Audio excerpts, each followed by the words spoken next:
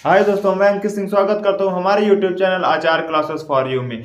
दोस्तों, जैसा कि आज आपका इंग्लिश का पेपर था, तो आशा करता हूं बच्चों कि आपका इंग्लिश का पेपर आज अच्छा गया होगा। क्योंकि बच्चों आप तैयारी किए होंगे तो आपका पेपर जरूर अच्छा गया होगा। ठीक है। और बच्चों, हम बायो पढ़ रहे थे। बायो का हमारा अनुवांशिकता चैप्टर कंप्लीट हो गया था और कल ही हमने शुरू कर दिया था आपका आपका शुरू कर दिया था आणविक सिद्धांत। क्या शुरू कर दिया था? आणविक सिद्धांत। तो आणविक सिद्धांत में बच्चों हमने आपको कल 4 प्रयोग के बारे में पढ़ा दिया था। पहला ग्रिफिथ का प्रयोग, दूसरा एवरी मैक्लियोड और मैकार्थी का प्रयोग, तीसरा हार्शे तथा चेस का प्रयोग और चौथा था बच्चों चारगाफ का नियम। ठीक है, ये चारों चीजें हमने आपको कल बता दिया था। ठीक है, इसके साथ साथ हमने आपको कल ये बता दिया था कि किसने इंडो न्यूक्लियस की खोज की थी, किसने न्यूक्लिक अम्ल को न्यूक्लियन कहा था। ठीक है, और कब की थी। ठीक है, ये चीजें बच्चों हम पिछली क्लासेस में डिस्कस कर चुके हैं। तो बच्चों आज हम जान रहे हैं कि डीएनए क्या होता है। क्या चीज? डीएनए क्या होता है। तो चलिए समझते हैं डीएनए क्या होता है। डीएनए क्या होता है बच्चों? डीएनए का फुल फॉर्म होता है डीऑक्सीराइबोस न्यूक्लिक अम्ल। क्या होता है? डीऑक्सीराइबोस न्यूक्लिक अम्ल होता है। ठीक है, डीएनए का फुल फॉर्म।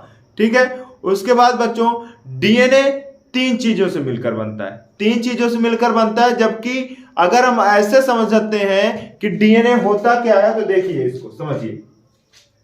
डीएनए होता है बेटा डीऑक्सी डीऑक्सी राइबोस न्यूक्लिक अम्ल। ठीक है, ये होता है डीएनए का फुल फॉर्म। ठीक है, उसके बाद बच्चों ये जो डीएनए होता है, क्या ये जो डीएनए होता है ये 2 चीज से मिलकर बनता है। ठीक है, तो डीएनए क्या होता है पहले ये जान लेते हैं। डीएनए का फुल फॉर्म होता है डीऑक्सीराइबोस न्यूक्लिक अम्ल। और डीएनए बेटा एक बहुलक होता है। क्या होता है? एक बहुलक होता है जो कि पॉलीन्यूक्लियोटाइड श्रृंखला से बना होता है। क्या होता है? पॉलीन्यूक्लियोटाइड श्रृंखला से बना होता है। अब न्यूक्लियोटाइड बेटा पॉली क्यों बोल रहे हैं? क्योंकि इसमें बहुत ढेर सारी न्यूक्लियोटाइड की श्रृंखला होती है और ये उसी का बना होता है। और ध्यान रहे बेटा, डीएनए का मॉडल सर्वप्रथम डीएनए का त्रिविमीय मॉडल वाटसन तथा क्रिक ने दिया था। किसने दिया था? वाटसन तथा क्रिक ने दिया था। और यह सवाल कई बार पूछा जा चुका है कि डीएनए का त्रिविमीय मॉडल सर्वप्रथम किसने प्रस्तुत किया था। तो आपको क्या बताना है? आपको बताता है वाटसन तथा क्रिक नामक वैज्ञानिक ने सर्वप्रथम डीएनए का त्रिविमीय मॉडल प्रस्तुत किया था। ठीक है, तो ये होता है डीएनए। और डीएनए में क्या होता है बच्चों, चलिए समझते हैं। डीएनए बेटा किससे बना होता है? न्यूक्लियोटाइड। किससे बना होता है? न्यूक्लियोटाइड्स।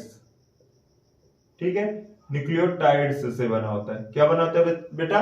न्यूक्लियोटाइड्स से बना होता है। ठीक है, न्यूक्लियोटाइड से बना होता है। और ये जो न्यूक्लियोटाइड होता है बच्चों, ये 2 चीजों से मिलकर बना होता है।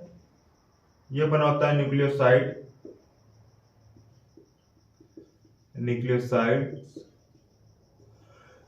ये बना होता है न्यूक्लियोसाइड तथा फास्फोरिक अम्ल। ठीक है, इन चीजों से ये 2 चीजों से मिलकर क्या बनाता है? न्यूक्लियोटाइड्स बना होता है। ठीक है, और न्यूक्लियोटाइड की जो श्रृंखला होती है, क्या होती है बच्चों? श्रृंखला होती है। इसकी जो श्रृंखला होती है, यही श्रृंखला डीएनए का निर्माण करती है। किसका निर्माण करती है? डीएनए का निर्माण करती है। यानी कि डीएनए क्या होता है बच्चों? एक बहुलक होता है। क्या होता है? बहुलक होता है। क्या होता है बच्चों? बहुलक होता है। ठीक है, डीएनए एक बहुलक होता है। तो डीएनए का एकलक जानते हैं। एकलक। ठीक है, एकलक के बारे में जानेंगे। तो डीएनए का एकलक होता है न्यूक्लियोटाइड्स। ठीक है, और इसके अंदर जानेंगे कि ये क्या होता है, कैसे होता है। चलिए समझते हैं। ठीक है, देखिए डीएनए की बात कर रहे हैं हम बच्चों। तो डीएनए न्यूक्लियोटाइड की एक श्रृंखला होती है। क्या होती है? न्यूक्लियोटाइड की श्रृंखला यानी कि चैन होती है। ठीक है, चलिए समझते हैं। हम बात कर रहे थे न्यूक्लियोटाइड की। किसकी बात कर रहे थे? न्यूक्लियोटाइड की। ठीक है, न्यूक्लियोटाइड बच्चों 2 चीजों से मिलकर बन रहा था। एक बन रहा था आपका न्यूक्लियोसाइड, ठीक है, न्यूक्लियोसाइड तथा फास्फोरिक अम्ल, फास्फोरिक अम्ल, ठीक है, किससे किससे, न्यूक्लियोसाइड तथा फास्फोरिक अम्ल से हो रहा था, ठीक है। उसके बाद क्या हो रहा था बच्चों, देखिए उसके बाद ये जो न्यूक्लियोसाइड होता है, ये जो न्यूक्लियोसाइड होता है बच्चों, ये दो चीजों से मिलकर बनता है, किससे किससे, शर्करा,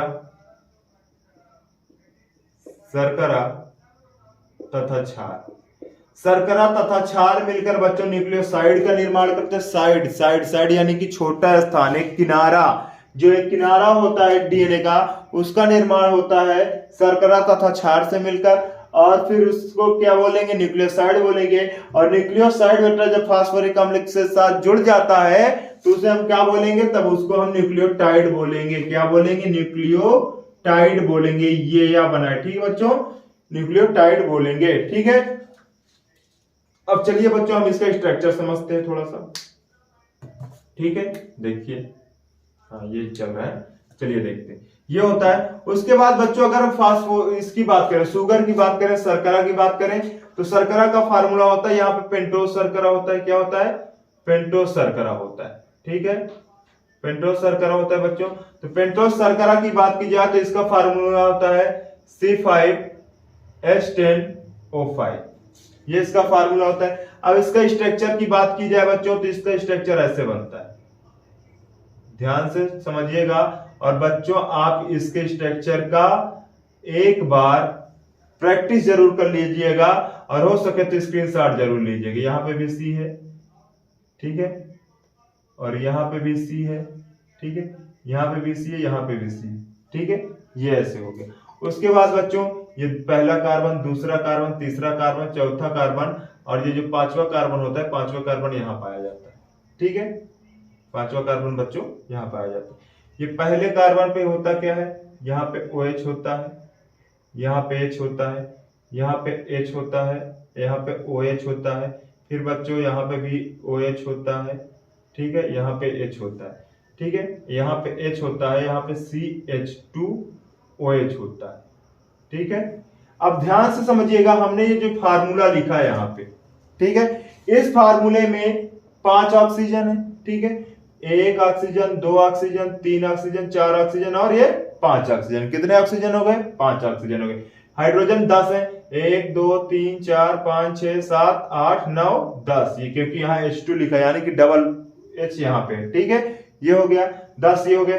कार्बन 5 है, एक कार्बन, 2 कार्बन, 3 कार्बन, 4 कार्बन, और ये 5वां कार्बन, ठीक है, 5 कार्बन हो गए। तो बच्चों इस प्रकार हमने देखा कि ये कि पेंटोज शर्करा का जो हमने स्ट्रक्चर बनाया, यानी कि जो संरचना बनाई, वो एकदम से सही है, ठीक है। उसके बाद बच्चों देखते हैं, उसके बाद सबसे पहला नियम क्या कहता है कि जो पेंटोज शर्करा होता है, पेंटोज शर्करा पे जो पहले कार्बन का OH समूह होता है, ये जो OH समूह होगा, पहले नंबर के कार्बन का OH समूह होगा, इस पर इसके साथ क्रिया करके सबसे पहले जुड़ता है बेटा क्षार। यहाँ पे क्या जुड़ता है, क्षार जुड़ता है, क्षार, क्या जुड़ेगा, क्षार जुड़ेगा, और क्षार यहाँ पे जुड़ जाएगा। तो ध्यान से समझिएगा बच्चों, क्षार यहाँ पे जुड़ेगा तो क्षार यहाँ पे जो कौन सा बॉन्ड बनाएगा, N glycosidic, N glycosidic bond बनाएगा, ठीक है, कौन सा बॉन्ड बनाएगा, एन ग्लाइकोसिडिक बॉन्ड बनाएगा। इसको हिंदी में बेटा ऐसे लिखेंगे, एन ग्लाइकोसिडिक बॉन्ड बनाएगा। क्या बनाएगा, जब क्षार पेंटोज शर्करा से जुड़ेगा तो वह पहले नंबर के कार्बन में उपस्थित OH समूह यानी कि फंक्शनल ग्रुप के साथ क्रिया करेगा, और क्रिया करके जुड़ेगा। तो जहां ये जुड़ेगा बेटा पहले नंबर के कार्बन के साथ, वहां पे एन ग्लाइकोसिडिक बंध के द्वारा जुड़ेगा। किस कौन से बंध के द्वारा जुड़ेगा, एन ग्लाइकोसिडिक बंध के द्वारा जुड़ेगा। अब आपसे क्वेश्चन क्या पूछा जाए, आपसे क्वेश्चन ये पूछ लिया जाए कि एन ग्लाइकोसिडिक बंध कहां पाया जाता है, तो आपका जवाब क्या आना चाहिए, आपका जवाब ये आना चाहिए कि जब कोई पेंटोज शर्करा नाइट्रोजन क्षार से जुड़ता है, क्षार से जुड़ता है, तो आप उसके पहले कार्बन पर उपस्थित OH समूह से क्रिया करता है और N ग्लाइकोसिडिक बंध द्वारा जुड़ जाता है। ठीक है, ये होता है। उसके बाद बच्चों देखिए, ये इसमें हम ये देख रहे हैं कि ये आपका क्या था, ये शर्करा था। क्या था? ये शर्करा था और ये क्षार था। और जब शर्करा और क्षार मिल गए बच्चों तो ये क्या बन गया? ये बन गया न्यूक्लियोसाइड। क्या बन गया? न्यूक्लियोसाइड बन गया। क्या बन गया? न्यूक्लियोसाइड बन गया। ठीक है बच्चों, ये न्यूक्लियोसाइड बन जाता है। ठीक है, उसके बाद इसका फिगर हम इधर बना ले रहे हैं। चलिए अब देखते हैं, ये न्यूक्लियोसाइड बन गया तो इसको फिगर इधर बनाते हैं। थोड़ा ध्यान से समझिएगा बच्चों। ठीक है, इसको थोड़ा तिरछा होता है ये। ठीक है, ये सी हो गया, फिर ये सी हो गया, फिर ये सी हो गया, ऐसे। ठीक है, देखिए यहां पे आपको ये क्षार जुड़ चुका था। ठीक है, ये क्षार जुड़ चुका था, यहाँ पे एस था, फिर यहाँ पे और यहाँ पे CH2OH था। ठीक है, CH2OH था और यहाँ पे क्या था? यहाँ पे S था, यहाँ पे OH था। ठीक है, यहाँ पे OH था, यहाँ पे भी OH था और यहाँ पे S था, यहाँ पे S था। ठीक है, इतना होता है। ठीक है, उसके बाद बच्चों आपको हम बता दें कि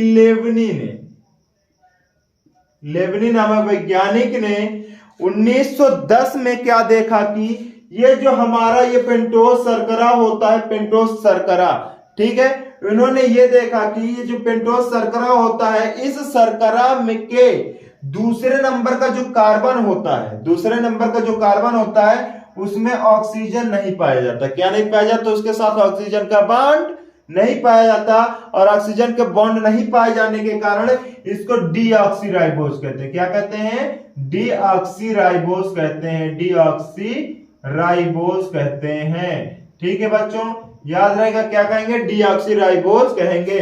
तो डीएनए का फुल फॉर्म होता है डीऑक्सीराइबोज न्यूक्लिक अम्ल होता है और इसके पहले, दूसरे, तीसरे, चौथे, पांचवे यानी कि पहला और दूसरा, यानी कि ये जो दूसरा नंबर का कार्बन होगा उसमें जो ऑक्सीजन उपस्थित होता है वो नहीं पाया जाता, इसलिए इसको क्या कहेंगे? डीऑक्सीराइबोज कहेंगे, यानी कि डीऑक्सीराइबोज शर्करा कहेंगे। ठीक है बच्चों, याद रहेगा। अब देखिए होता क्या है, हम डीऑक्सीराइबोज क्यों पढ़ रहे हैं? क्योंकि बेटा हम डीएनए के बारे में जानना चाहते हैं। किसके बारे में जानना चाहते हैं? डीएनए के बारे में जानना चाहते हैं। ठीक है, तो चलिए देखिए आगे समझते हैं। आगे देखिए क्या होता है। ठीक है, उसके बाद हम बात कर रहे हैं कि ये हमारा न्यूक्लियो क्या बन गया? न्यूक्लियोसाइड बन गया, क्योंकि क्षार जुड़ चुका है पेंटोस शर्करा में, तो क्या बन गया? ये न्यूक्लियोसाइड बन गया। ठीक है, उसके बाद क्या होता है बच्चों? जैसे ही 5वें नंबर के कार्बन के साथ फास्फोरिक अम्ल जुड़ेगा, फास्फोरिक अम्ल, ये फास्फोरिक अम्ल का फार्मूला होता है H3PO4। H3PO4 होता है फास्फोरिक अम्ल का फार्मूला। तो H3PO4 का स्ट्रक्चर बनाएंगे बच्चों तो ये कुछ ऐसा बनेगा। ठीक है, देखिए OH OH OH, ये कुछ ऐसा बनेगा। ठीक है, उसके बाद होता क्या है कि ये जो 5वें नंबर का कार्बन होता है उसमें उपस्थित OH और इसका OH क्या करता है बच्चों? ये दोनों एक दूसरे से मिलते हैं, यानी कि क्यों मिलते हैं? क्योंकि ये दोनों फंक्शनल ग्रुप होते हैं, OH हाइड्रोक्सिल ग्रुप होते हैं। ये हमेशा फंक्शन में काम करते हैं। जब ये दोनों जुड़ेंगे बच्चों तो जुड़ने से इनसे होगा क्या? इनके जुड़ने से H2O बनेगा जो कि वाष्पित हो जाएगा, जल बनेगा जो कि वाष्पित हो जाएगा। और जब जैसे ही बन के उड़ेगा बच्चों तो यहाँ पे CH2 बचेगा और यहाँ पे 2H निकल चुका तो यहाँ पे केवल O बचेगा। क्या बचेगा? केवल O बचेगा। तो इस प्रकार बच्चों ये एक बंध के द्वारा जुड़ जाता है। ये जो ये फास्फोरिक अम्ल होता है वो 5वें नंबर के कार्बन के साथ जुड़ जाता है और उस बंध का नाम होता है फास्फोएस्टर बंध। फास्फोएस्टर बंध कौन सा बंध बनाएगा? फास्फोएस्टर बंध बनाएगा। तो चलिए ध्यान से समझिए, एक बार ध्यान से आप फिगर देखिए और मैं आपको समझा रहा हूं। देखिए सबसे पहले देखेंगे इतना भाग बेटा, ये जो है ये इतना भाग। ठीक है, इतना भाग कहलाता है पेंटोस शर्करा। क्या कहलाता है? पेंटोस शर्करा। पेंटोस शर्करा का जो पहले नंबर का कार्बन होगा यानी कि ये वाला कार्बन, इसके साथ क्षार जुड़ जाता है। इसमें उपस्थित जो हाइड्रोक्सिल ग्रुप होता है, OH समूह होता है यहाँ पे, इसके साथ क्षार जुड़ जाता है, नाइट्रोजन क्षार जुड़ जाता है। और सबसे कॉमन फैक्ट क्या है कि जब कभी भी बेटा अगर क्षार जुड़ेगा पेंटोज शर्करा में तो आप पहले नंबर के कार्बन के साथ ही जुड़ेगा। ठीक है, ये इसका नियम है। ये यहाँ पे आके देखिए जुड़ गया। इसके जुड़ने के पश्चात होगा क्या कि ये पहला कार्बन, दूसरा कार्बन, तीसरा कार्बन, चौथा कार्बन और ये पांचवा कार्बन। ठीक है, ये समझ में आया? 5 कार्बन हमने गिना दिए और इसमें ये नहीं पाया जाएगा। ठीक है, तो इतना शर्करा कहलाता है। और जैसे ये क्षार के साथ मिलेगा तो ये न्यूक्लियोसाइड कहलाएगा। क्या कहलाएगा? न्यूक्लियोसाइड कहलाएगा, यानी कि एक किनारा, साइड वाला भाग। ठीक है, न्यूक्लियोसाइड कहलाएगा, न्यूक्लियोसाइड कहलाएगा बेटा। तो ये जो क्षार होता है ये किस बंध के द्वारा जुड़ता है? एन ग्लाइकोसिडिक बॉन्ड के द्वारा जुड़ता है। किस बॉन्ड के द्वारा जुड़ेगा?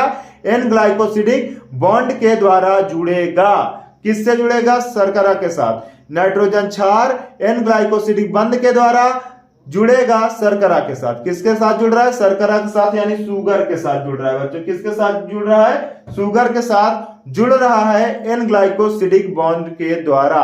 ठीक है, तो आप बॉन्ड का नाम जरूर याद रखिएगा बच्चों, N glycosidic, N glycosidic bond. ठीक है, उसके बाद इतना काम खत्म होता है। तो होता क्या है कि अभी तक ये न्यूक्लियोसाइड था, अब न्यूक्लियोटाइड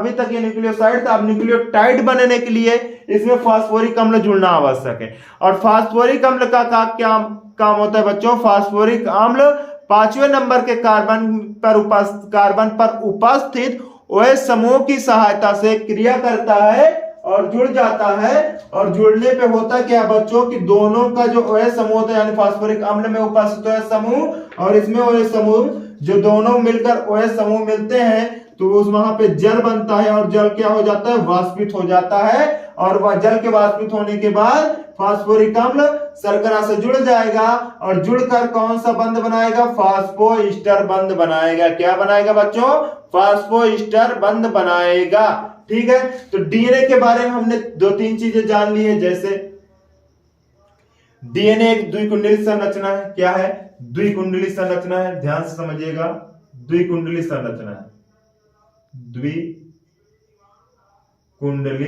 संरचना है। ठीक है, द्विकुंडली संरचना है। सबसे पहले तो ये लिखेंगे डीएनए द्विकुंडली संरचना होती है।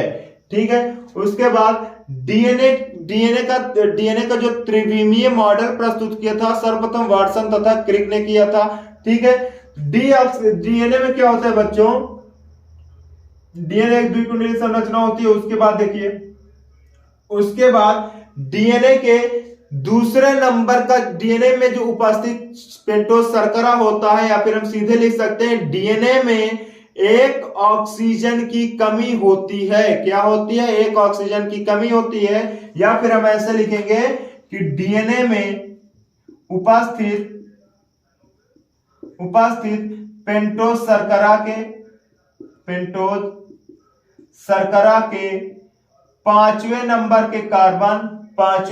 के कार्बन पर उपस्थित OH समूह में जो OH समूह होता है वह नहीं पाया जाता। वहां पे ऑक्सीजन की कमी होती है, ऑक्सीजन नहीं पाया जाता। इसलिए ये 5वें नंबर नहीं बेटा, दूसरे नंबर। क्या हो गया? आएगा दूसरे नंबर के कार्बन पर OH समूह नहीं पाया जाता है। OH समूह नहीं पाया जाता, वहां पे केवल हाइड्रोजन पाया जाता है। ठीक है, ये दूसरी चीज हो गई।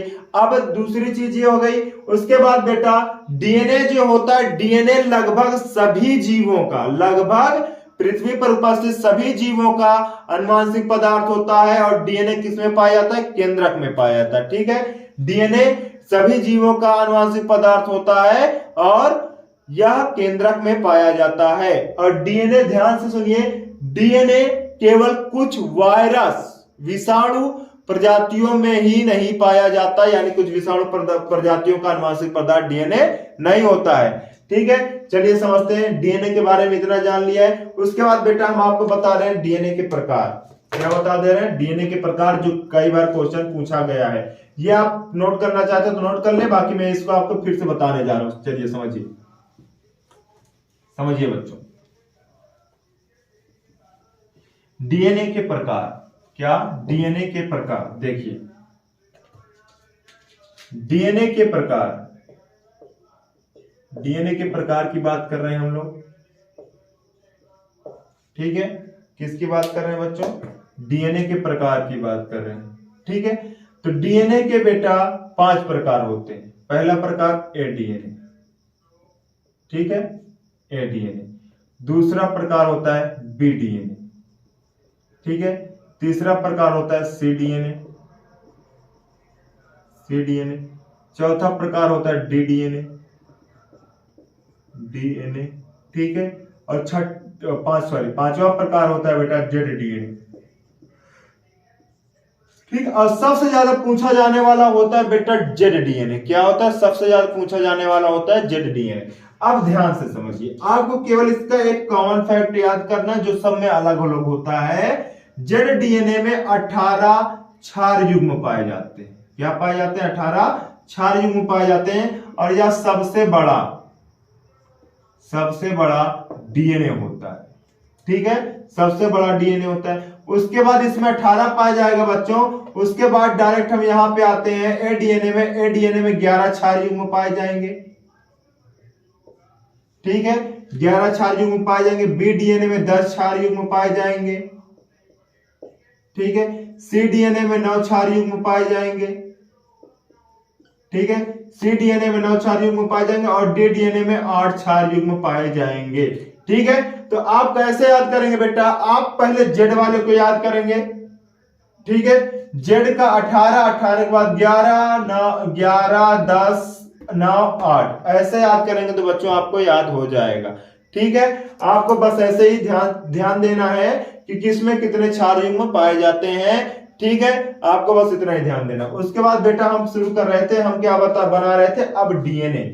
डीएनए का निर्माण कैसे होता है, यानी कि कैसे न्यूक्लियोटाइड्स की सहायता से डीएनए बनते हैं, चलिए समझते हैं। इसको आप नोट करना चाहिए तो नोट कर लें, ठीक है। देखिए अब हम आपको बताने जा रहे हैं बच्चों कि डीएनए का निर्माण न्यूक्लियोटाइड से किस प्रकार होता है। देखिए हमने क्या कहा था बेटा, ये होता है न्यूक्लियोटाइड।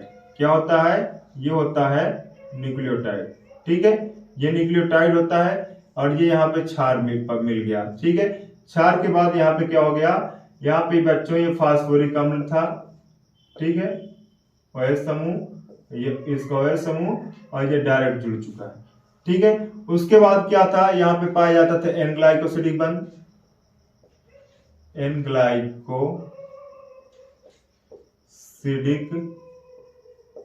बंध, ठीक है, एन ग्लाइकोसिडिक बंध पाया जाता है। और यहां पे पाया जाता है बच्चों, यहां पे पाया जाता है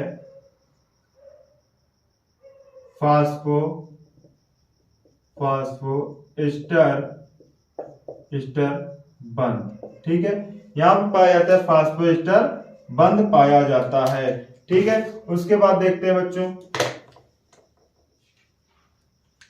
उसके बाद देखते हैं यहां पे पाया जाता है फास्फोएस्टर बंध पाया जाता है, ठीक है। इसके बाद चलिए हम आपको बता रहे हैं, अगर हम इसकी बात करें तो देखिए यहाँ पे एन ग्लाइकोसिडिक बंध, यहाँ पे फास्फोएस्टर बंध पाया जाता है, ठीक है। तो ये आपको याद रहना चाहिए। अब मैं इसका एक ही बहुत अच्छे से बताने जा रहा हूं कि किस प्रकार चैन का निर्माण होता है, चलिए समझते हैं।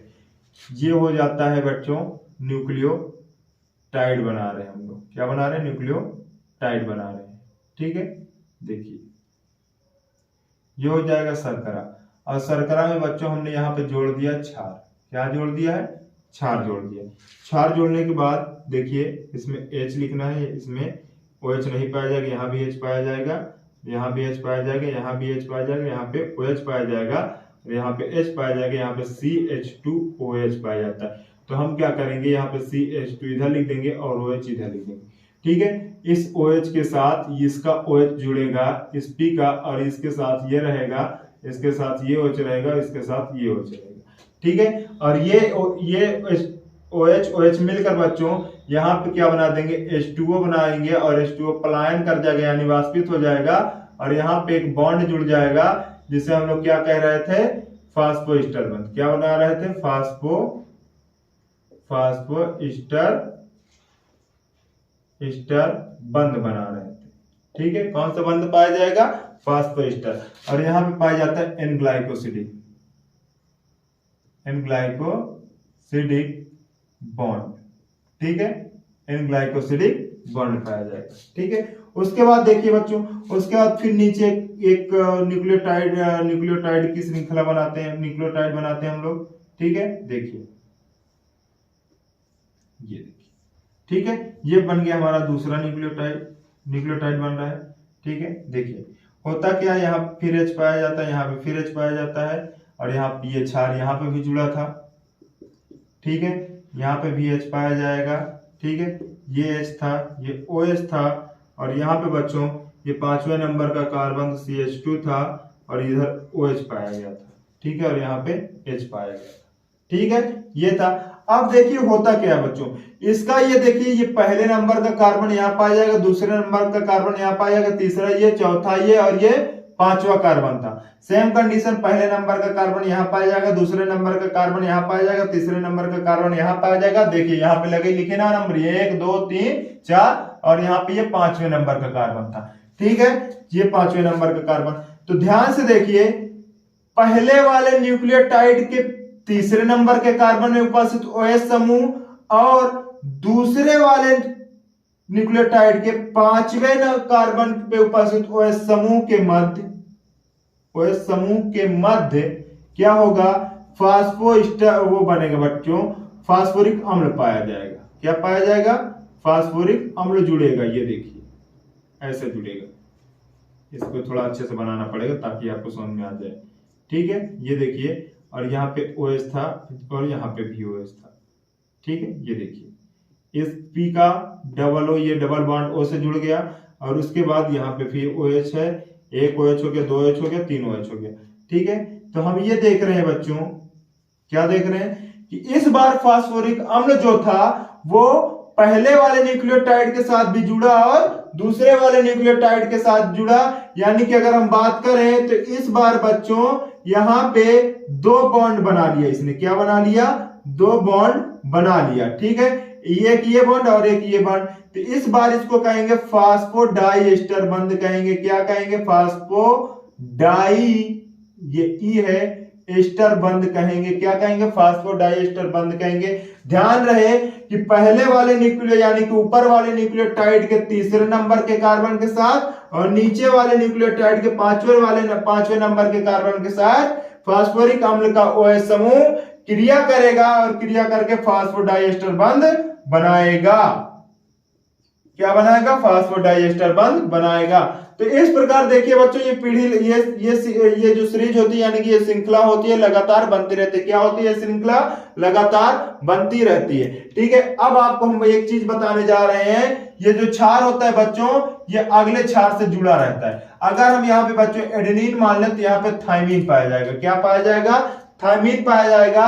और एडेनिन तथा थाइमीन यहाँ पे हाइड्रोजन बंध के द्वारा जुड़े रहते हैं। किसके द्वारा, हाइड्रोजन बंध के द्वारा जुड़े रहते हैं। किसके द्वारा जुड़े रहते हैं बच्चों, हाइड्रोजन बंध के द्वारा जुड़े रहते हैं। ठीक है, तो ये होती है हमारे डीएनए की श्रृंखला। लेकिन मैं आपको इधर भी बता दे रहा हूं, और याद रखिएगा, ये जो डीएनए का श्रृंखला होती है, ये जो बच्चों डीएनए की श्रृंखला होती है, ठीक है, ये जो डीएनए की श्रृंखला होती है, आपने देखा होगा कि यहाँ पे 5 डैश, यहाँ पे 3 डैश, यहाँ पे 5 डैश, और यहाँ एक सेकेंड, हाँ यहाँ पे 3 डैश, ऐसे लिखते हैं। ठीक है, तो देखिए इसकी एक सिंपल सी ट्रिक मैं आपको बता दे रहा हूं कि हम इसको पहचानेंगे कैसे, कहां पे 5 डैश और कहां पे 3 डैश लिखना है। ध्यान देखिए, जहां पे आपको ये देखिए कि सबसे ऊपर, अगर हम ऊपर वाले की ज्ञात करेंगे बेटा, तो सबसे ऊपर वाले का ज्ञात करेंगे, तो इस साइड अगर आपको दिखेगा सबसे ऊपर वाले पे कौन से नंबर कार्बन उपस्थित है, कौन सा कार्बन उपस्थित है, 5वें नंबर का कार्बन। यहां देखिए 5वें नंबर का कार्बन उपस्थित है ना, तो इसे हम 5 डैश मानेंगे। ठीक है, और सबसे नीचे यहाँ पे कौन सा OH समूह उपस्थित है, कौन से नंबर के कार्बन पर OH समूह उपस्थित था, तीसरे नंबर के कार्बन पर OH समूह उपस्थित था, तो इसको क्या मान लिए, 3 डैश मान लिए। ठीक है, अब इसको पलट देते हैं। अब इसके बगल में जब आते हैं तो ध्यान से देखिएगा क्या होता है। ये जो क्षार होगा ना बच्चों, ये जुड़ा रहेगा, ये जुड़ेगा, या ये पहले कार्बन होगा, दूसरा कार्बन होगा, तीसरा कार्बन, चौथा कार्बन हो गया, और यहाँ पे इसका पाया जाता है CH2OH, ये पाया जाता है। ठीक है, ये 5वें नंबर का कार्बन हो गया इसका। ठीक है, तो हम ये देख रहे हैं कि अभी तक न्यूक्लियोसाइड जो था वो सीधा था, अब न्यूक्लियोसाइड पलट जाता है बेटा। पलट कैसे जाता है? जैसे यहाँ पे देखिए, यहाँ पे H पाया जाएगा, यहाँ पे OH पाया जाएगा, यहाँ पे H पाया जाएगा, यहाँ पे H पाया जाएगा, यहाँ पे OH उपस्थित, यहाँ पे H पाया जाएगा। अब बेटा हमने क्या कहा था, इधर 3' पाया जाएगा, 3' पाया जाएगा ना इस साइड। देखिए ये हाइड्रोजन बंध के द्वारा ये एक क्षार दूसरे क्षार से जुड़ गया। अब जरा हमको इस साइड बताइए, इस साइड सबसे ऊपर की ओर कौन से कार्बन से लगा हुआ हाइड्रोक्सिल ग्रुप यानी कि OH समूह उपस्थित है? तो वो है, कहेगा आप कहेंगे बच्चों 3, तीसरे नंबर के कार्बन पे सबसे ऊपर OH समूह उपस्थित है, तो इसको 3' मान लेंगे।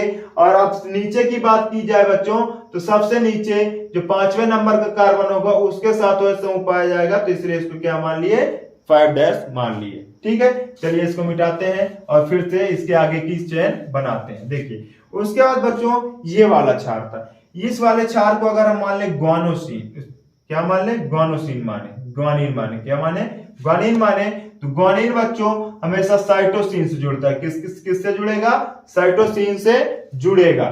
ठीक है, अब देखिए ये साइटोसिन से जुड़ा, साइटोसिन से जुड़ने के लिए बच्चों ये अपना चैन बनाएगा। ठीक है, क्या बनाया, ये अपना चैन बनाया। चैन बनाने से पहले इसको न्यूक्लियोटाइड का निर्माण करना पड़ेगा। तो ये बच्चों न्यूक्लियोटाइड का निर्माण कर रहा है। ये पहले नंबर का कार्बन, दूसरे नंबर, तीसरे नंबर, चौथे नंबर और ये 5वें नंबर का कार्बन, ये हो गया। ठीक है, 5वें नंबर का कार्बन हो गया। ठीक है, चलिए देखते हैं।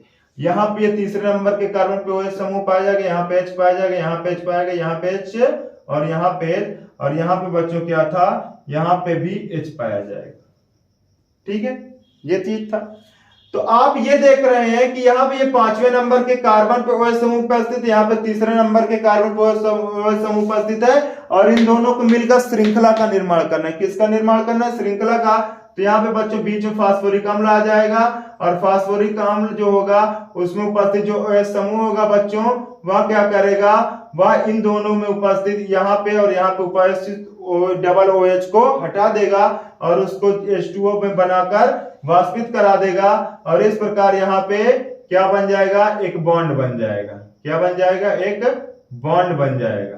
ठीक है, एक बॉन्ड बन जाएगा। इस प्रकार ये दोनों, ये एक बॉन्ड ये दोनों बॉन्ड मिलकर बनाएंगे फास्फोडाइएस्टर बंध। क्या बनाएंगे, फास्फोडाइएस्टर बंध बनाएंगे। क्या बनाएंगे बच्चों, फास्फोडाइएस्टर बंध बनाएंगे। तो बच्चों आपने ये देखा कि किस प्रकार एक पेंटोस शर्करा होता है, क्या होता है, एक पेंटोस शर्करा होता है, और उस शर्करा से जब क्षार जुड़ जाता है तब हम उसको कहेंगे न्यूक्लियोसाइड कहेंगे। क्या कहेंगे, न्यूक्लियोसाइड कहेंगे। और न्यूक्लियोसाइड के साथ जब फास्फोरिक अम्ल जुड़ जाता है तो उसको न्यूक्लियोटाइड कहेंगे। और जैसे जैसे बेटा एक न्यूक्लियोटाइड दूसरे न्यूक्लियोटाइड से जुड़ता चला जाएगा तो किसका निर्माण करता जाएगा, श्रृंखला का निर्माण करता जाएगा। और उसके ठीक बगल में यानी कि ये था, इसके ठीक बगल में उस क्षार का क्षार युग्म पाया जाएगा। और जैसे जैसे वो क्षार युग्म की चैन भी बनती जाएगी तो इससे क्या होगा बेटा, एक द्विकुंडलित DNA का निर्माण हो जाएगा। ठीक है, किसका निर्माण हो जाएगा, द्विकुंडलित DNA का निर्माण हो जाएगा। तो अब आपको बता दे रहे हैं बच्चों RNA। क्या बता दे रहे हैं, RNA। चलिए समझते हैं। इसको आप स्क्रीनशॉट लेना चाहते तो ले लें। आपको बच्चों इसमें उपस्थित केवल बॉन्ड को याद करना है, और आपको एक चीज और याद कर लेना है, एडेनिन और थायमिन हमेशा डबल बॉन्ड से जुड़ेगा। किससे जुड़ेगा, डबल बॉन्ड से जुड़ेगा, और ये हाइड्रोजन बंध होगा। जबकि ग्वानिन और साइटोसिन हमेशा ट्रिपल बॉन्ड से जुड़ेगा। किससे जुड़ेगा बच्चों, ट्रिपल बॉन्ड से जुड़ेगा। चलिए ठीक है, आगे समझते हैं। ठीक है बच्चों, अब RNA समझते हैं।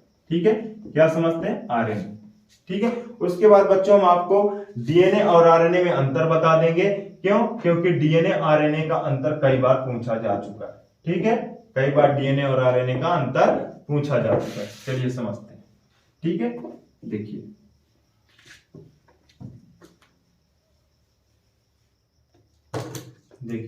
अब बात कर रहे हैं हम RNA की। ठीक है। आरएनए, आरएनए बच्चों क्या होता है? आरएनए होता है राइबोज न्यूक्लिक अम्ल। क्या होता है? राइबोज न्यूक्लिक अम्ल इसका फुल फॉर्म होता है। आरएनए का फुल फॉर्म होता है राइबोज न्यूक्लिक अम्ल। आरएनए क्या होते हैं बच्चों? आरएनए एक कुंडली संरचना होती है। क्या होती है? एक कुंडली संरचना होती है। ठीक है, देखिए चलिए समझते हैं। आरएनए में क्या होता है बच्चों? आरएनए का ये जो भाग होता है, ये पेंटोज शर्करा जो होता है, इसके जो पेंटोज शर्करा होता है बच्चों, उसमें यहां पे ये जो दूसरे नंबर के कार्बन होता है उसमें भी OH समूह पाया जाता है। ठीक है, क्या पाया जाता है? CH2OH ये था, और यहाँ पे ये मान लीजिए क्षार जुड़ जाएगा। ठीक है, तो इसके क्या होता है? दूसरे नंबर के यानी कि ये पहले नंबर के कार्बन के साथ OH समूह, एक OH समूह, दो OH समूह, तीन OH समूह और ये चार। ठीक है, चार OH समूह उपस्थित होते हैं, और ये एक इस ऑक्सीजन को मिलाकर कितने ऑक्सीजन हो जाएंगे? 5 ऑक्सीजन, यानी कि जो पेंटोज शर्करा होता है उसका C5H10O5 होता है। ठीक है, 5 ऑक्सीजन, 5 कार्बन और 10 हाइड्रोजन। तो आप इसको काउंट करेंगे बच्चों तो 10 हाइड्रोजन हो जाएंगे और 10 हाइड्रोजन हो जाएंगे और 5 कार्बन तथा 5 ऑक्सीजन पाए जाएंगे। ठीक है, ये होता है राइबोसोम। क्या होता है? राइबोज होता है। क्या होता है? राइबोज। राइबोज यानी कि पेंटोज शर्करा होता है। ठीक है, तो आरएनए क्या होता है बेटा? आरएनए जो होता है, आरएनए कोशिका में पाया जाने वाला एक ऐसा अंग होता है जो कि सूचनाओं को आदान प्रदान करने का कार्य करता है, यानी कि यह एक राइबोज न्यूक्लिक अम्ल होता है। क्या होता है? राइबोज न्यूक्लिक अम्ल होता है, और यह डीएनए से छोटा होता है, और इसकी एक क्वालिटी क्या होती है बच्चों कि यह डीएनए से इंफॉर्मेशन को स्थानांतरित करता है। डीएनए की इंफॉर्मेशन को स्थानांतरित करता है। देखिए समझते हैं। ये 3 प्रकार का होता है बच्चों, एमआरएनए, आरआरएनए और टीआरएनए। ठीक है, पहला होता है एमआरएनए, जिसे हम लोग संदेशवाहक आरएनए, दूत आरएनए आदि नामों से जानते हैं। मैसेंजर आरएनए, किसके नाम से जानेंगे? Messenger RNA. ठीक है, तो जो एमआरएनए होता है बच्चों, उसका काम होता है, जो कोशिका होती है, ये जो कोशिका है, इस कोशिका में उपस्थित होता है केंद्रक। केंद्रक से इंफॉर्मेशन को बाहर पहुंचाने का काम कौन करेगा? एमआरएनए करेगा। कौन करेगा बच्चों? एमआरएनए करेगा, यानी कि केंद्रक से इंफॉर्मेशन लेके बाहर की तरफ कौन लेके आएगा? मैसेज कौन लेके आएगा? एमआरएनए करेगा। और उसके बाद बात करते हैं हम टीआरएनए की, क्योंकि अगर सीक्वेंस समझे तो। इसके बाद बात करते हैं बच्चों टीआरएनए। टीआरएनए क्या होता है? टीआरएनए बच्चों प्रोटीन संश्लेषण में एमिनो एसिड बनाता है। क्या बनाता है? एमिनो एसिड बनाता है। टीआरएनए जो होता है, जिसे हम लोग कहते हैं ट्रांसलेशन आरएनए। क्या होता है? ट्रांसफर आरएनए या फिर ट्रांसलेशन आरएनए। ठीक है, देखिए आरआरएनए क्या होता है? आरआरएनए को कहते हैं राइबोसोमल आरएनए। क्या होता है? Ribosomal RNA. और राइबोसोमल आरएनए होता है, क्या करता है बेटा? प्रोटीन का निर्माण करता है। किसका निर्माण करता है? प्रोटीन का निर्माण करता है। जबकि टीआरएनए क्या होता है? ट्रांसफर आरएनए होता है। और ये क्या करता है बच्चों? जो एमआरएनए होता है, एमआरएनए के कोडान को ट्रांसफर करता है, बदलता है, और बदल कर क्या बनाएगा? एमिनो एसिड बना देता है। ठीक है, ये टीआरएनए। ठीक है, तो ये तीनों आरएनए, उम्मीद करता हूं कि आपको ये तीनों आरएनए के प्रकार समझ में आ गए होंगे बच्चों। ठीक है, आरएनए के तीनों प्रकार आपको समझ में आ गए होंगे। ठीक है, तो आरएनए के तीनों प्रकार आपको समझ में आ गए होंगे बच्चों। तो मैं अब आपको बता दे रहा हूं आरएनए तथा डीएनए में अंतर। क्या? आरएनए तथा डीएनए में अंतर। और कई बार बच्चों आपसे 2-2 या 3-3 अंतर पूछेगा, डीएनए तथा आरएनए में अंतर। हो सकता है कि इस बार पेपर में डीएनए तथा आरएनए का अंतर पूछ ले। ठीक है, डीएनए तथा आरएनए का अंतर पूछ ले। चलिए देखते हैं। डीएनए तथा आरएनए में पहला अंतर क्या होता है कि ये द्विकुंडलित संरचना है। द्विकुंडलित संरचना है बच्चों, और यह एक कुंडलित संरचना है। एक कुंडलित संरचना होती है, संरचना है। ठीक है, यह द्विकुंडलित संरचना है और यह एक कुंडलित संरचना है। दूसरा अंतर क्या होता है बच्चों? दूसरा अंतर यह होता है कि इसमें जो डीएनए होता है, डीएनए में थायमीन नामक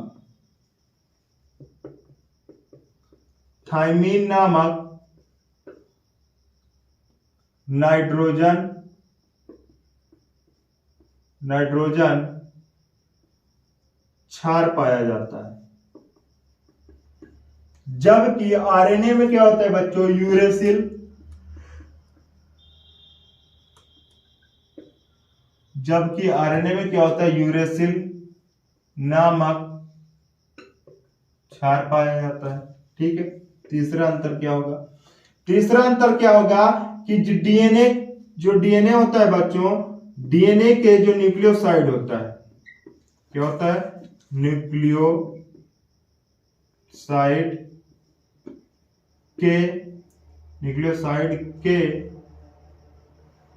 शर्करा,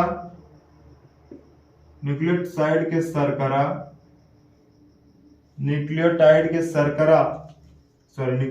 शर्करा में दूसरे नंबर के कार्बन पर OH समूह नहीं पाया जाता। क्या? OH समूह नहीं पाया जाता है। ठीक है, जबकि इसमें OH समूह पाया जाता है। दूसरे नंबर के कार्बन पर OH समूह पाया जाता है। ठीक है, तो ये होता है बच्चों आरएनए तथा डीएनए में 3 अंतर। और चौथा अंतर क्या होगा? चौथा अंतर ये होगा कि यह लगभग सभी जीवों का आनुवांशिक पदार्थ होता है।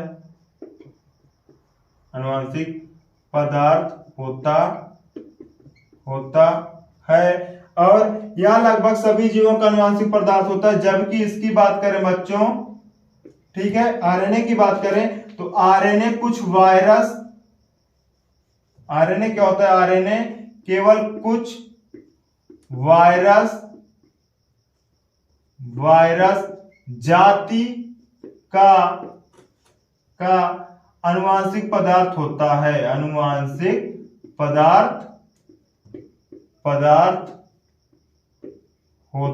है। ठीक है बच्चों, तो ये जो आपके सामने 4 अंतर लिखे गए हैं डीएनए और आरएनए में, ये बहुत ही सरल और बहुत ही कॉमन अंतर है बच्चों। आप इनको याद कर लीजिएगा और अगर आप इसको एग्जाम में लिखते हैं तो आपको नंबर बहुत आसानी से मिल जाएगा, क्योंकि ये बेटा सरल होने के साथ साथ एग्जैक्ट लिखा हुआ है। क्या लिखा है? एग्जैक्ट लिखा हुआ है। और ये आप याद कर लीजिएगा, एक बार समझ लीजिएगा, ताकि आप पेपर में अगर पूछता है बेटा 27 तारीख को, तो आप यही अंतर उठा के छाप दीजिएगा। ठीक है, चलिए अब आगे समझते हैं। डीएनए हो गया, आरएनए हो गया, डीएनए तथा आरएनए हो गया। तो डीएनए तथा आरएनए हो गया बच्चों। तो अब हम लोग पढ़ रहे हैं सेंट्रल डोग्मा। क्या पढ़ रहे हैं? सेंट्रल डोग्मा पढ़ रहे हैं। चलिए समझते हैं कि सेंट्रल डोग्मा क्या होता है। सेंट्रल डोग्मा आज समझ लेते हैं सेंट्रल डोग्मा क्या होता है। फिर उसके बाद बच्चों हम कल आपको क्लोवरलीफ मॉडल पढ़ा देंगे। हो सकता है देखते हैं, अभी हम आपका क्लोवरलीफ मॉडल समझ लेते हैं। देखिए सेंट्रल डोग्मा क्या होता है।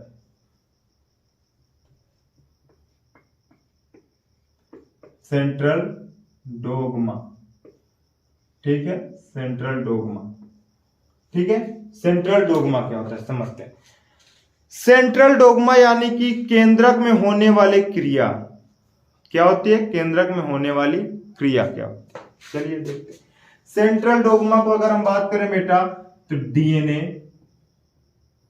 इक्वल टू एमआरएनए, एमआरएनए से प्रोटीन, ठीक है, एमआरएनए से प्रोटीन, ठीक।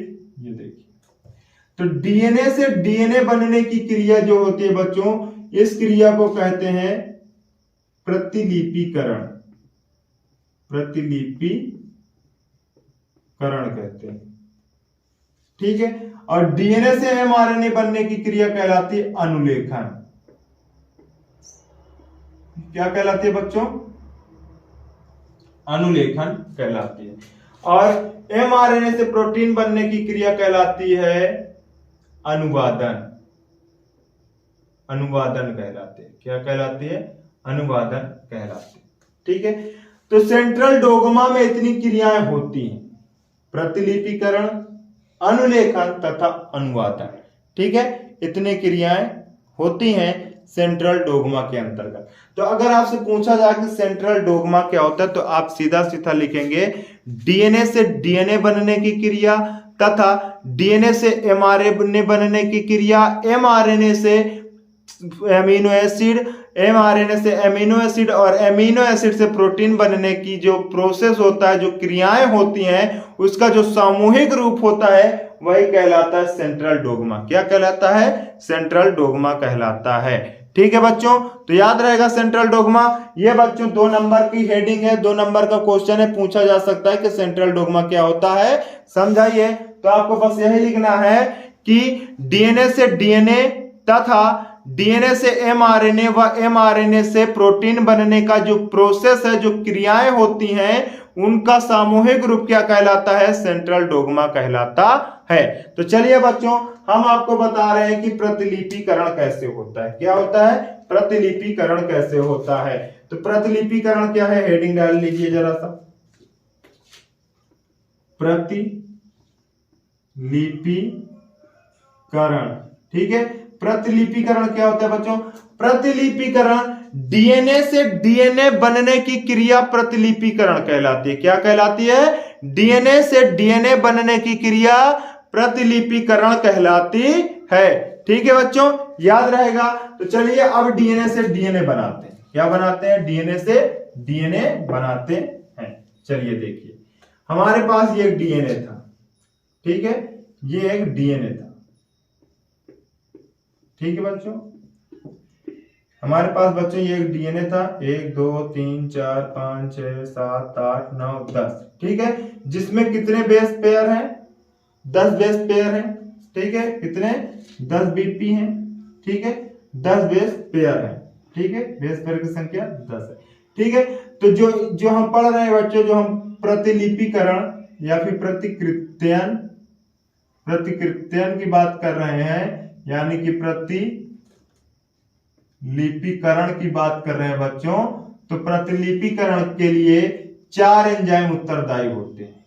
क्या? 4 एंजाइम उत्तरदायी होते हैं। पहला होता है हेलिकेज, पहला होता है हेलिकेज, दूसरा होता है टोपो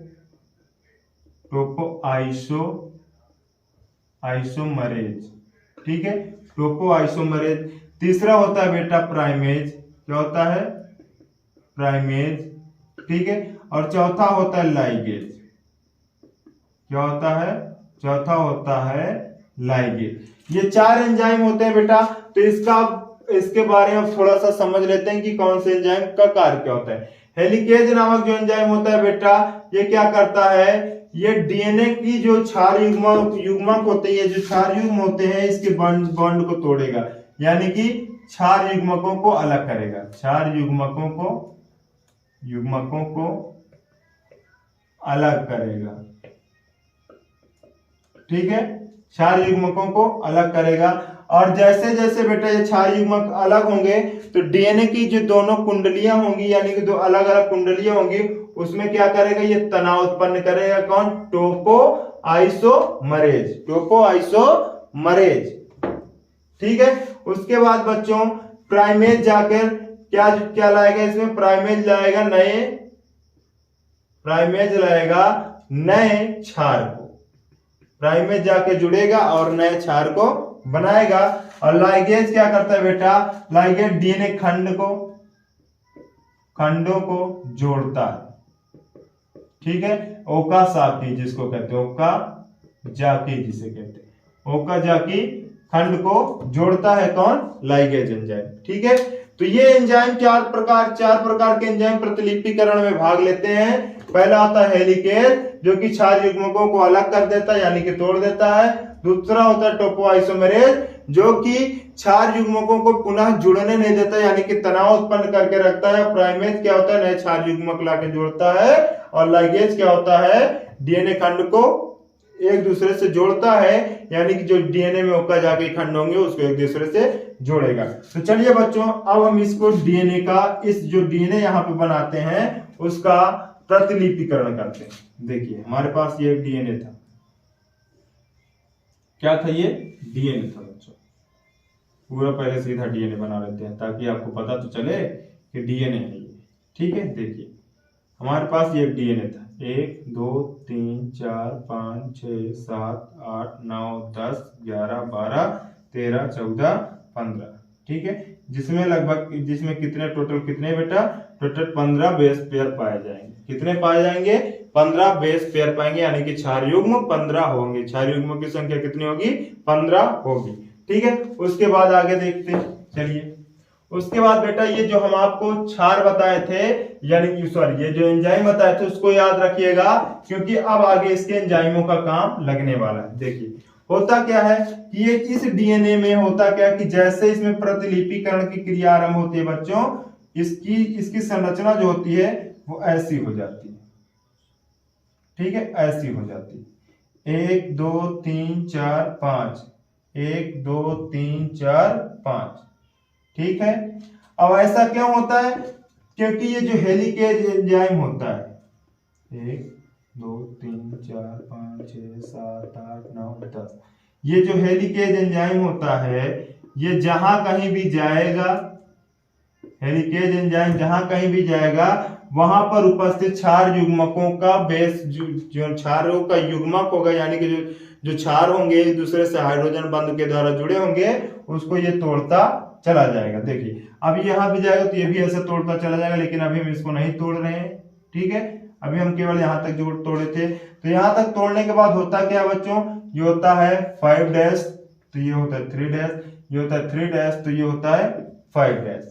ठीक है, होता है कि नहीं होता? उसके बाद देखिए होता क्या है बच्चों, उसके बाद जो हमारा हेलिकेज होता है ये क्या कर देता है? इसको अलग कर देता है। हेलिकेज अलग करने के पश्चात होता क्या है कि पहला एंजाइम होता है जो इसके हाइड्रोजन के बंधों को क्या करेगा? तोड़ेगा। और दूसरा एंजाइम क्या होता है? टोपोआइसोमेरेज। टोपोआइसोमेरेज इसमें तनाव उत्पन्न करके रखेगा। क्या इसमें तनाव उत्पन्न करके रखेगा? ताकि ये और ये बेटा एक दूसरे से पुनः जुड़ ना पाए, यानी कि पुनः बंध ना बना पाए। इसमें तनाव कौन उत्पन्न करेगा? टोपोआइसोमरेज उत्पन्न करेगा। उसके बाद बात क्या होती है? उसके बाद बात आती है बच्चों प्राइमेज की। प्राइमेज क्या होता है? प्राइमेज सभी बेस के साथ आके जुड़ जाता है। क्या होता है? सभी बेस के साथ आके जुड़ जाता है। और ध्यान रहे बेटा, प्राइमेज 5 डैश का निर्माण करता है। किसका निर्माण करता है? 5 डैश का निर्माण करेगा और 3 डैश की ओर बढ़ता चला जाएगा।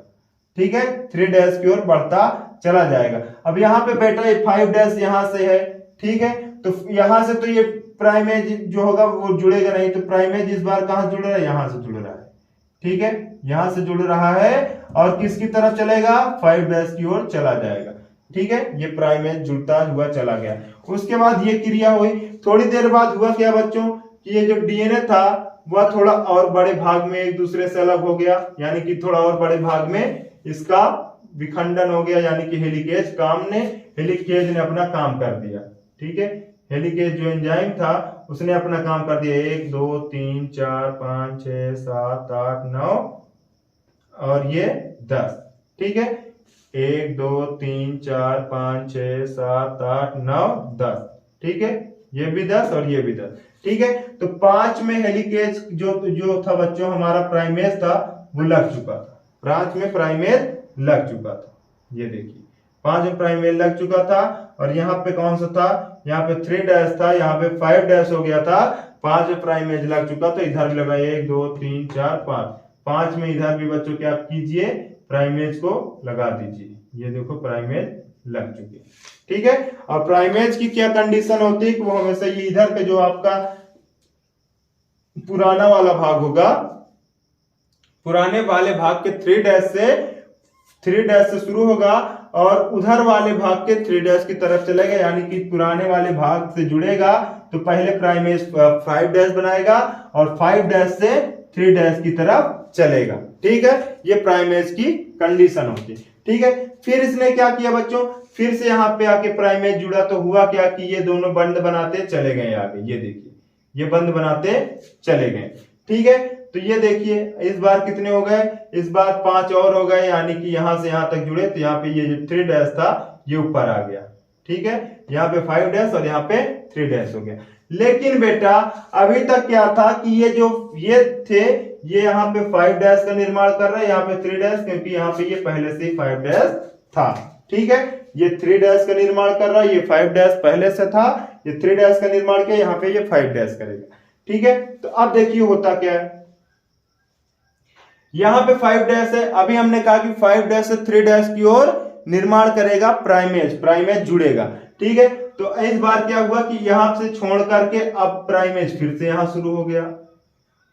ठीक है, ये देखिए प्राइमेज यहां से शुरू हुआ, तो ये ऐसे जुड़ता हुआ चला आया।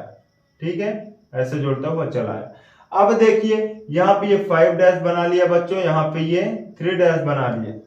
ठीक है, ये 3 डैश हो गया और ये 5 डैश हो गया। ठीक है, अब देखिए फिर अगली बार ये जो बचे हुए जो 5 ये थे, 1 2 3 4 5, अगली बार ये जो बचे हुए 5 बेस पेयर थे वो भी अलग हो जाएंगे। ठीक है, तो इसका फिगर मैं यहां बना दे रहा हूं। ठीक है बच्चों, उसका फिगर मैं यहां बना दे रहा हूं, चलिए समझिएगा। देखिए इस बार क्या हुआ कि ये 5 अलग हो गए।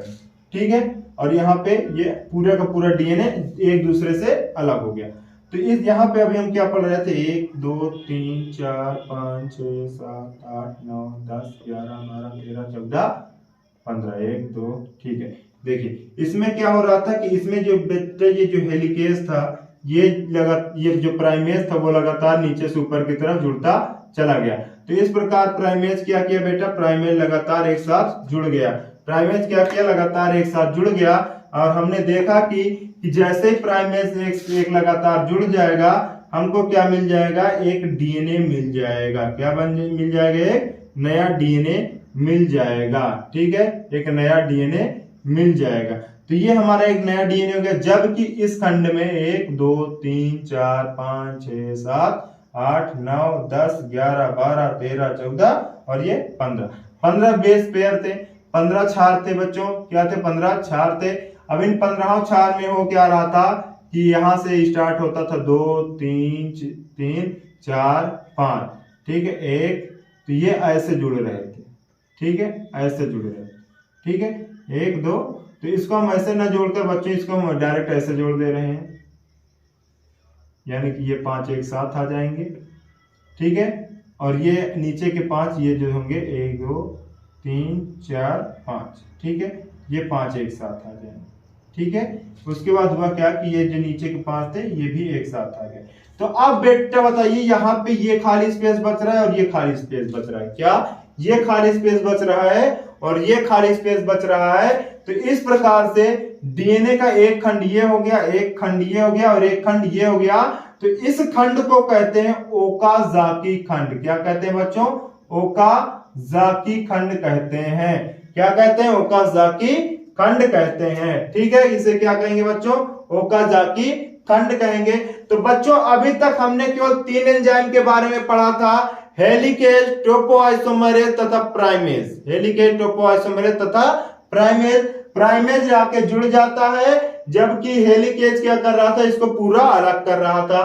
ठीक है, अब हमको बारी आ जाती है चौथे एंजाइम के यूज करने की, लाइगेज। किसके, लाइगेज के यूज करने की। लाइगेज क्या करता है बच्चों, लाइगेज ये जो इसके बीच ओकाजाकी खंडों के मध्य जो स्पेस है, ये वाला स्पेस इसको भर देता है। ठीक है, इसको भर देगा। कौन सा एंजाइम भरेगा, लाइगेज भरेगा। कौन सा एंजाइम भरेगा बच्चों, लाइगेज भर देगा। इस प्रकार होता क्या है कि एक ही डीएनए से हमको एक ये डीएनए प्राप्त हो गया और ये डीएनए प्राप्त हो गया। यानी डीएनए से डीएनए, नया डीएनए प्राप्त हो जाता है तो उसे हम क्या कहेंगे, क्या कहेंगे बच्चों, प्रतिलिपिकरण या फिर प्रतिकृत्यन कहेंगे। डीएनए से डीएनए निर्माण की क्रिया प्रतिलिपिकरण या फिर प्रतिकृत्यन कहलाती है। ठीक है बच्चों, तो ये था हमारा डीएनए, ये बन गया, ये बन गया। तो उम्मीद करते हैं बच्चों ये वीडियो आपको बहुत ही अच्छी लगी होगी। क्यों, क्योंकि इस वीडियो से आपको 5 नंबर मिलने हैं। कम से कम 5 नंबर आपको इस वीडियो से मिलने हैं बच्चों। अभी तक जितना हमने पढ़ाया अगर आप ध्यान में रखेंगे तो अगर बेटा एक भी प्रयोग आपका आ जाता है, एक भी सिद्ध आ जाता है कि आपको मान लीजिए यह आ गया कि प्रतिलिपिकरण क्या है समझाइए या फिर वर्णन करिए, तो कम से कम 4 से 5 नंबर का क्वेश्चन आएगा बच्चों।